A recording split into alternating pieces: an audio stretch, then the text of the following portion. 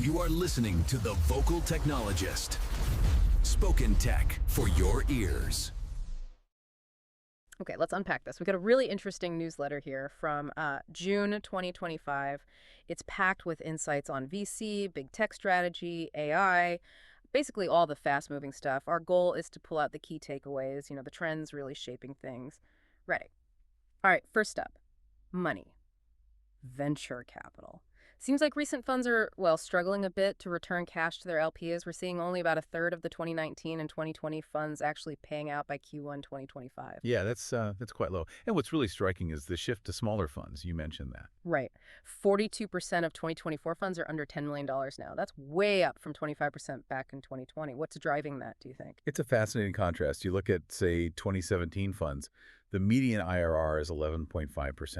But the range is huge, like 5% at the low end, but over 28% at the top end. Wow. So this divergence, maybe LPs are getting pickier, or maybe smaller funds are nimbler. That begs the question, right? Part of it could be these aggressive new strategies from big tech, blurring the lines. Look at Meta trying to partially buy out the VC fund, NFDG. And hire Nat Friedman and Daniel Gross.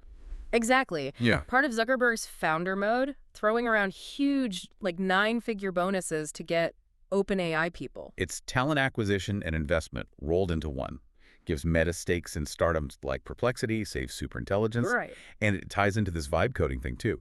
Remember, Base 44 sold to Wix $80 million in 6 months. Crazy fast. Yeah, it compresses that whole product market fit timeline.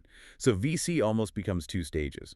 Pre-PMF, mostly bootstrapped, and post-PMF, which gets the huge rounds, less in between. That definitely changes the game for VCs. And speaking of aggressive moves, look at Microsoft. Their big stick era. Layoffs again. Yeah, targeting thousands in sales, even though revenue grew 13%. And they're apparently ready to just walk away from OpenAI talks, let the deal expire in 2030 if they don't get their way. Wow. That shows a company feeling pretty secure, right?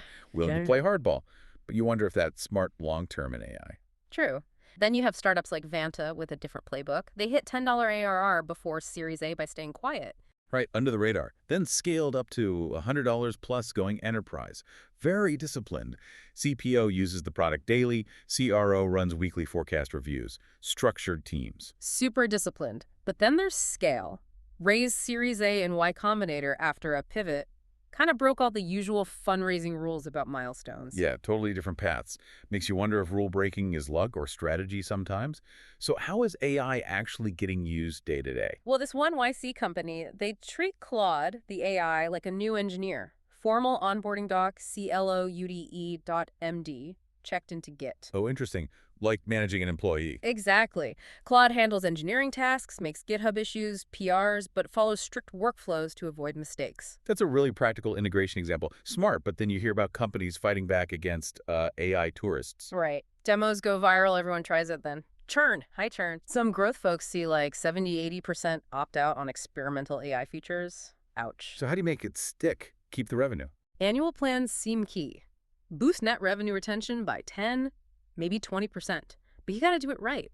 Make annual the default pricing, offer AI credits up front. And target upgrades early, right? Month 2. Yeah, month 2 seems to be the sweet spot. Customers are 3-4 times more likely to upgrade then.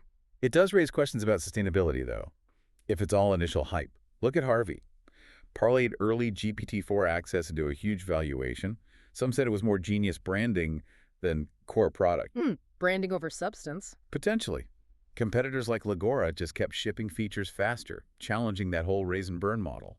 Suggests maybe tech eventually wins over hype. What do you think?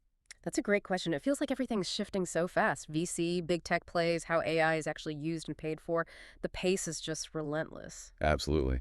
So thinking about all these shifts, capital, strategy, AI integration, monetization, if you had to pick one skill for businesses or individuals, what's the single most important thing to cultivate right now to thrive? Something for you to think about. You've been listening to The Vocal Technologist. Tune in next time.